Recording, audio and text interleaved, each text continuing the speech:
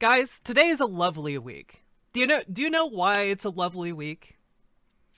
It is because this is the week that I guess serious legal action is being threatened against Fox News and Newsmax and all of the lovely right-wing people who have been spreading misinformation about COVID-19 and also about our elections being rigged. It's pretty fantastic. And the reason I say this is fantastic is not because it's chilling speech.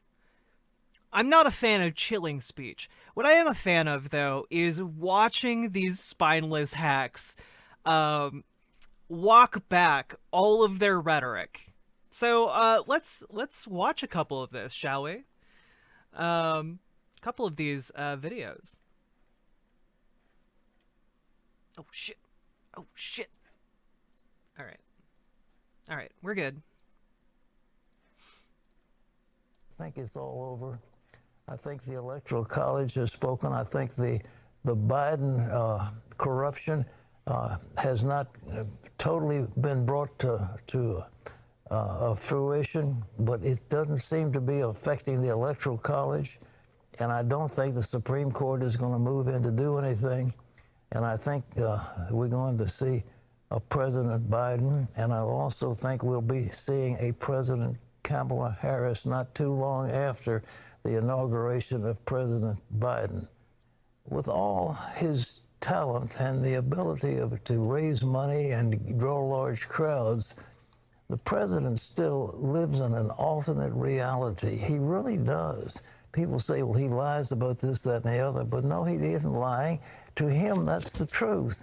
He had the biggest crowd on Inauguration Day. He had more people than ever. He was the most popular people. He saved NBC, but with The Apprentice, you go down the line of things that really aren't true. Yeah. And people kept pointing to them, but because they loved him so much and he was so strong for the evangelicals were with him all the way. But there was something about him that was good, that God placed him in that office for the time. He's done a marvelous job for the economy.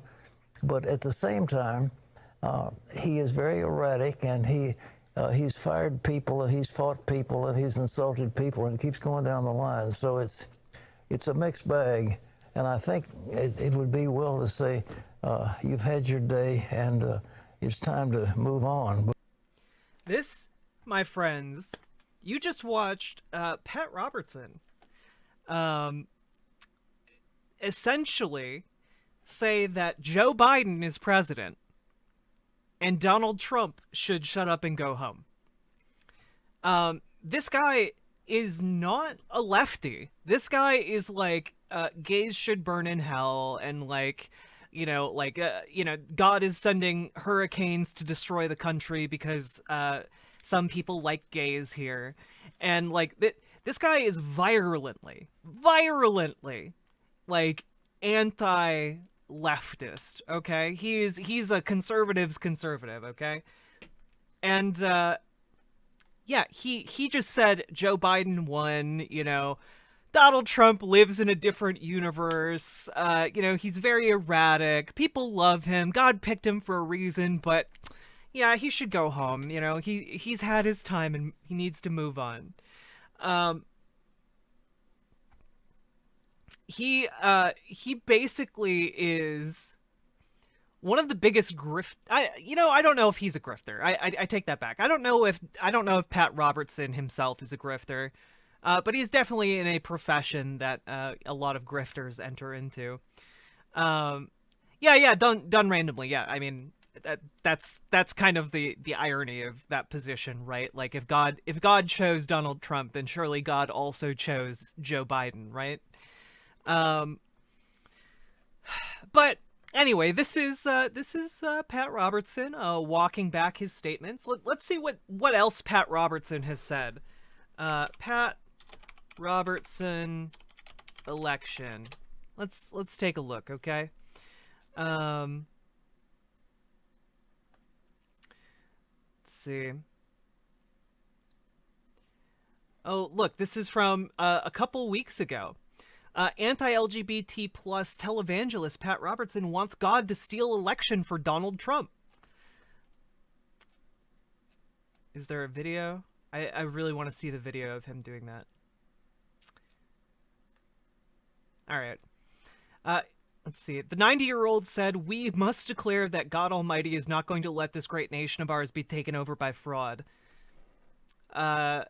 He continued, "This is too important in the history of the world, and we as his servants must declare that we are not going to let this happen. We are going to declare in the name of the Lord that this fraud will be exposed. Before these electors are chosen and vote in something that's going to be permanent, there has to be a cessation. It sickens you, and we have to declare it in the name of the Lord to say, we declare in Jesus' name, this fraud will not stand, and it will be exposed, and the Lord himself will intervene before this country turns into something socialist." So, that's basically what this individual's saying. Catboy, I would describe myself as fairly religious. I don't make a big issue of it or anything. The main thing for me is that I grew up in like the Christian church, and I've found that culture is incredibly toxic towards people like me, and I find it hard to find community in such an organization. So my beliefs are largely like still there, but like I can't in good conscience back that kind of an organization. What Christian church? I was raised in a non-denominational church, so non-denominational, which probably helped me a little bit in the long run. But speaking of walking back, Pat Robertson is not the only person walking back his comments. Let's watch Lou Dobbs, another practical skeleton, talk about voter fraud. Lots of opinions about the integrity of the election, the irregularities of mail-in voting, of election voting machines and voting software. One of the companies is Smartmatic, and we reached out to one of the leading authorities on open source software for elections, Eddie Perez, for his insight and views.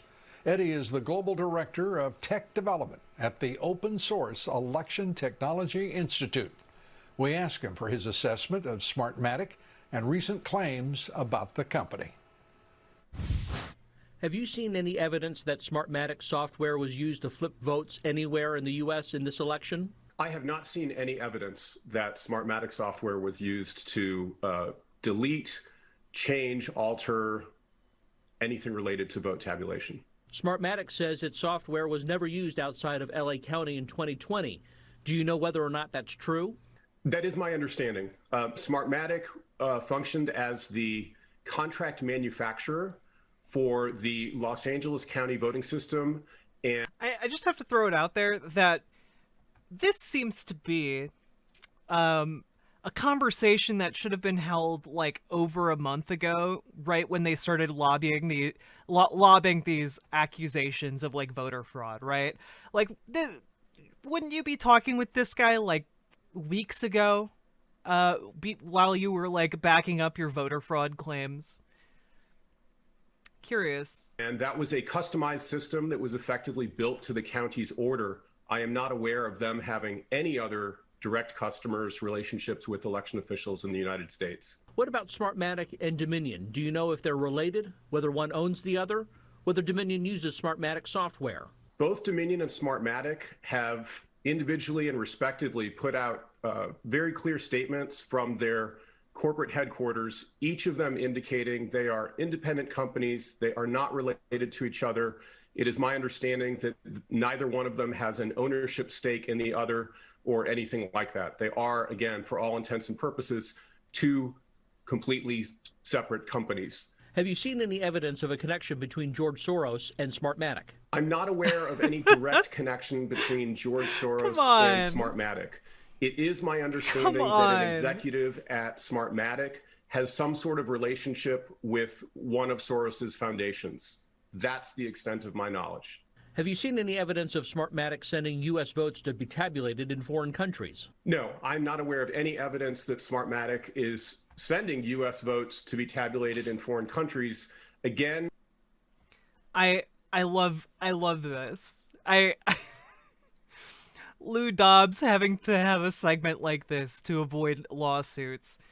Let's take a look at another one here real quick. Oops, wait. I already have it up. Wait, no I don't. I lied. There we go. Election day, various guests, attorneys, and elected officials have appeared on Newsmax and offered opinions and claims about Smartmatic and Dominion Systems, both companies that offer voting software in the U.S., and Newsmax would like to clarify its news coverage and note that it has not reported as true certain claims made about these companies. There are several facts our viewers and readers should be aware of. Newsmax has found no evidence. Why does this guy have a fucking NPC name? John Tobacco? Are you kidding me? I feel like this is the kind of name I would make up for a D&D campaign. You walk into the apothecary, and behind the counter stands a man. He's smoking. Oh, what's he smoking? He's smoking a cigarette. My players walk up. They start interrogating him about his life story. Turns out his name is John Tobacco. His family comes from the great line of tobacco. They made their name farming it and creating a potent drug that would enslave the masses and slowly kill them over time. He turns out to be the big evil bad at the end. He's pulling all of the strings in the financial market, you see.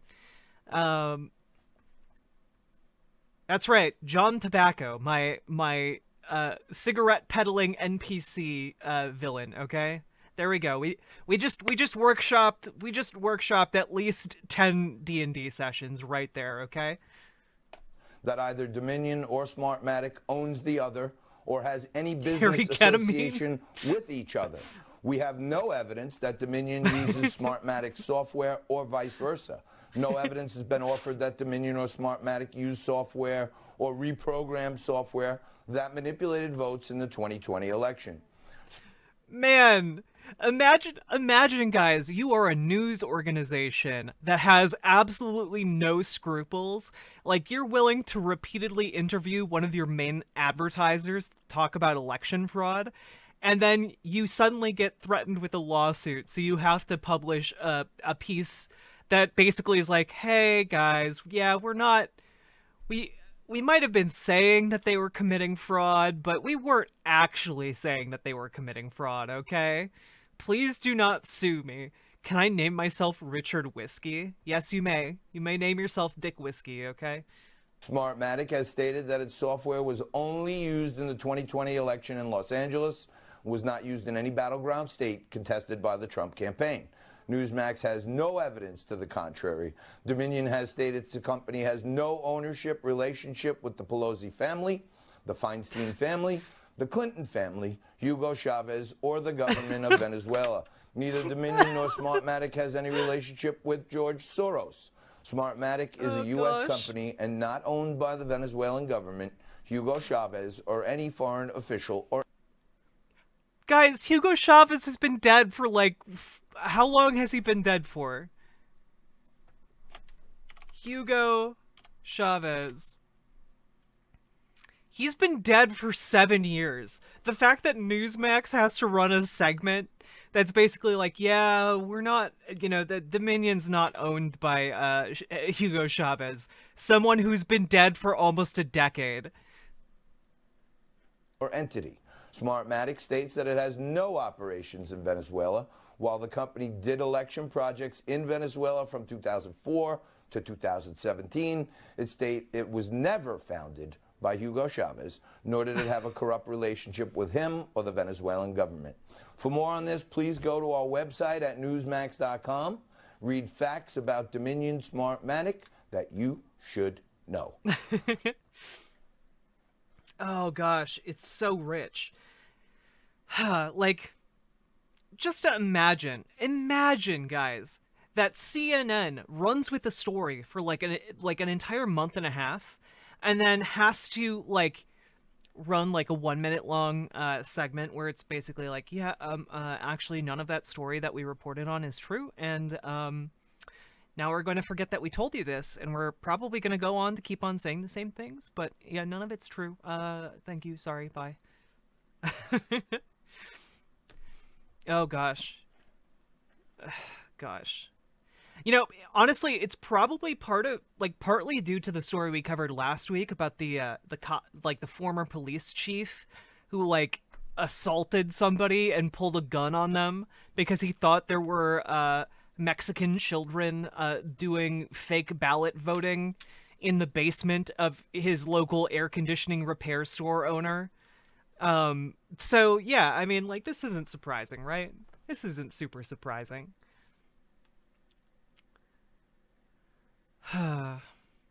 Goodness. Also, yeah, Elysian, Varoufakis has written a lot of really cool books that I really would like to read. This is why we need to get together. Like, once this channel gets big enough, we need to start doing a book club, okay? Gives me an excuse to read, gives us an excuse to, like, talk about books and shit. It'd be great. 1 second.